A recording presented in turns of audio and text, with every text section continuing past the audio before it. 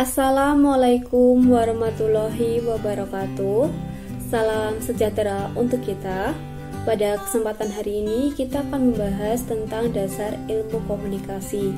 Nah, apa sih dasar ilmu komunikasi itu? Sebelumnya, perkenalkan nama anggota kelompok 4 dari semester 5 Agribisnis Hortikultura 2. Yang pertama ada Afriana Putri Kacatiningrum, kedua Alwi Sofyan Fauzi, ketiga Ane Utami, keempat Athena Wati, kelima Aziz Rizkullah, dan keenam Destia Aviani. Materi yang pertama yaitu arti komunikasi. Menurut Wiryawan dan Nurhati 1990 dalam Wardani 2005, bahwa secara harfiah komunikasi berarti hubungan, yaitu tersirat adanya interaksi minimal oleh dua pihak. Yang selanjutnya, pengertian menurut ahli. Yang pertama, Shannon dan Weaver, komunikasi adalah bentuk interaksi manusia yang saling mempengaruhi satu sama lain, sengaja atau tidak sengaja.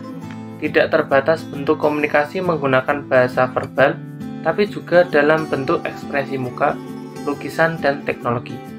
Yang kedua, David K. Birlow, komunikasi sebagai instrumen interaksi sosial berguna untuk mengetahui dan memprediksi setiap orang lain, juga untuk mengetahui keberadaan diri sendiri dalam menciptakan keseimbangan masyarakat. Komponen komunikasi. Yang pertama adalah komunikator, pihak yang mengirimkan pesan. Yang kedua adalah pesan. Pesan disusun dengan elemen, isi, dan struktur tertentu. Kemudian selanjutnya adalah media. Media merupakan saluran komunikasi yang dipergunakan untuk menyampaikan pesan. Selanjutnya yaitu komunikan atau penerima pesan yang menjadi sasaran komunikasi. Selanjutnya yaitu efek. Efek merupakan akibat yang ditimbulkan dari kegiatan komunikasi. Selanjutnya ada umpan balik. Umpan balik yaitu respon komunikasi selama proses komunikasi berlangsung. Kemudian gangguan komunikasi.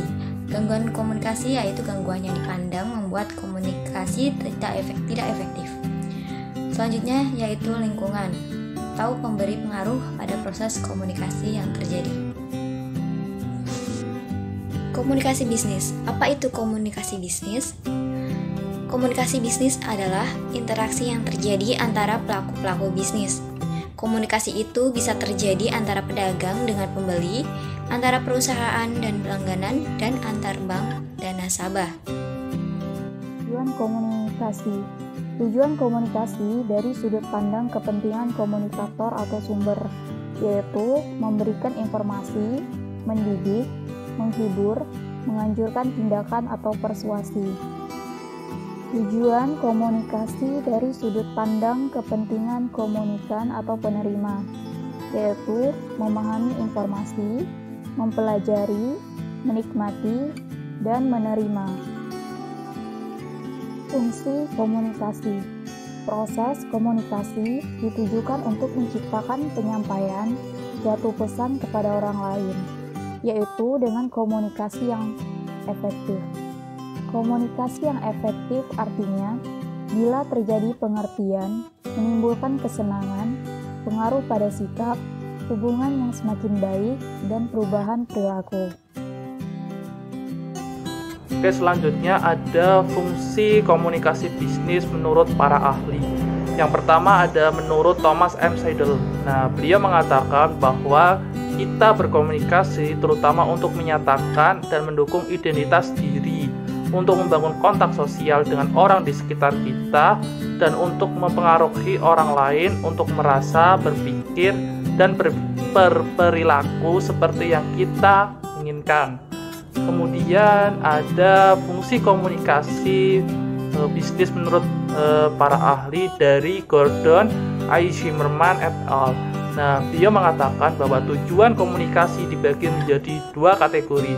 Yang pertama adalah kita berkomunikasi untuk menyelesaikan tugas-tugas yang penting bagi kebutuhan kita, untuk memberi makan dan pakaian kepada diri sendiri, memuaskan penasaran kita akan lingkungan, dan menikmati hidup.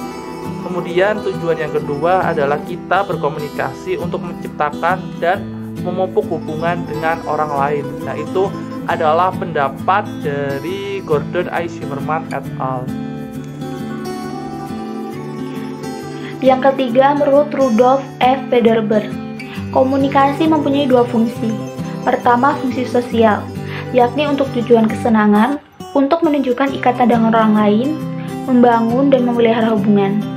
Yang kedua, fungsi pengambilan keputusan, yakni memutuskan untuk melakukan atau tidak melakukan sesuatu pada saat tertentu. Seperti, apa yang akan kita makan pada pagi hari, apakah kita akan kuliah atau tidak, atau bagaimana belajar menghadapi tes. Sekarang kita sudah memiliki gambaran mengapa manusia berkomunikasi. Secara ringkas, manusia berkomunikasi karena memang manusia membutuhkan komunikasi itu untuk membangun dan mengembangkan relasi dengan orang lain yang dibangun melalui pesan, isi informasi yang disampaikan melalui tindakan komunikasi. Sama halnya komunikasi bisnis yang akan kita dalami melalui mata kuliah ini, merupakan salah satu wujud dari alasan manusia berkomunikasi. Melalui komunikasi bisnis, manusia membangun dan mengembangkan hubungan dengan sesamanya untuk mencapai tujuan-tujuan bisnis. Melalui komunikasi tersebut, manusia membangun kerjasama untuk mencapai tujuan bersama.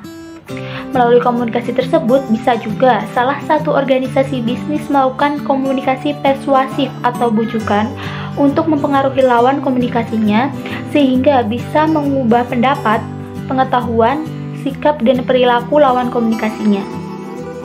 Dengan demikian, organisasi bisnis bisa melakukan tindakan-tindakan yang diperlukan untuk pencapaian suatu tujuan organisasi. Selanjutnya, kelompok kami mengutip salah satu quote dari Brian Tracy.